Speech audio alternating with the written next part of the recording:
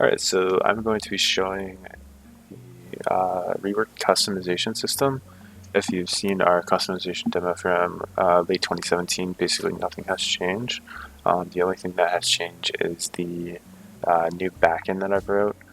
Basically the system that actually changes the colors and saves and loads the files. Right now I'm just going to be demonstrating like color changing through the developer console, just to show you guys what's up and that it's a little bit faster. The textures on this bike are actually in 4K, so that means, well, you obviously know what that means, so I'm not going to explain it. So the first thing that I kind of want to demonstrate is this default profile. So the default profile is what is currently on the bike. So in between plays, this will actually save like your color. But if you want to have more setups, you can save and load setups to a directory for the bike. Right now, it's just going to go in the default since we only have one bike. But later on, it'll actually be like in this bikes folder, and yeah, so it'll be super organized. But let me go ahead and demonstrate this. So I'm just going to start out by changing the color of the shrouds.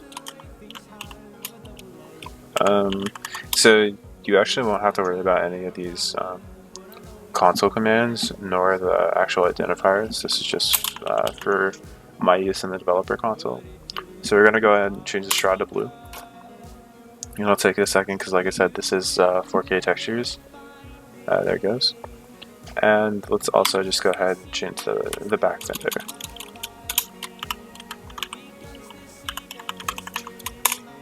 Alright.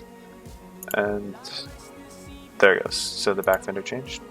So now we can actually save this customization profile. It's down here. We'll save this as blue. And then if we come back down into this directory, you'll see that blue.moto has actually been created. You can go ahead and take a look at that. So the default was actually changed to this blue value, so R0, G0, B255, that's for the shroud, and then the back fender is also the same. Now if you come and take a look at blue, it's the exact same. So now if we come back in here, we'll go ahead and just change these to, I think they were green when I first opened it up, so let's change this to yellow, the shrouds go yellow. And the back fender, let's also do yellow. There we go. So the back fender is now yellow. And if you come back and look at this default profile, it has been changed. So the shrouds are this yellow that Unity uses. But this is actually a thing. This can be like any RGB value that you want to. And I'll even have it to where you can use like hex values for like web and stuff and just put it right in and it'll work. So that'll be coming up, that'll be like in the UI. So we actually want to save this profile again. And we'll just call this one yellow.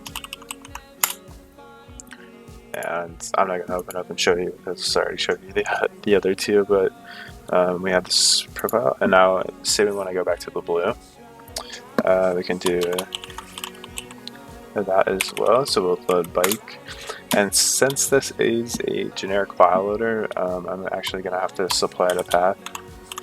So this will be setups, bikes, default, and then space, and then the file name is blue.moto. And since this is a generic file loader, you actually have to supply the path. And like I said before, all this will be taken care of like in the UI when you're actually using it, so you won't have to worry about any of this. So go ahead and press enter, and it will load up the customization profile. So you want to go back to yellow.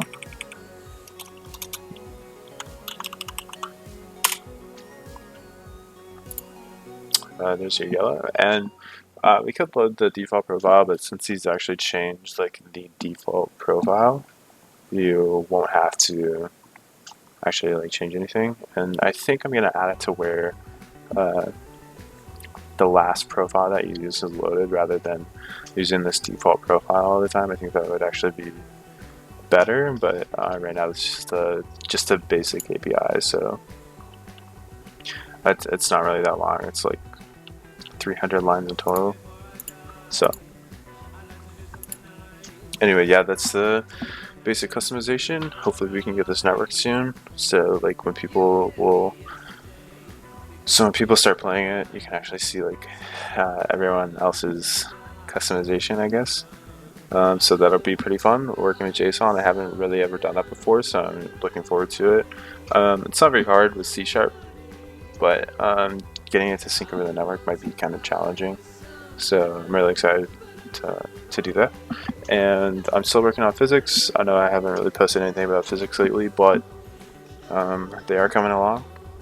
There isn't really any like video proof, I guess, of that yet, but there will be soon. So anyway, thank you guys for your support on the forums and on social media, and I will talk to you guys later.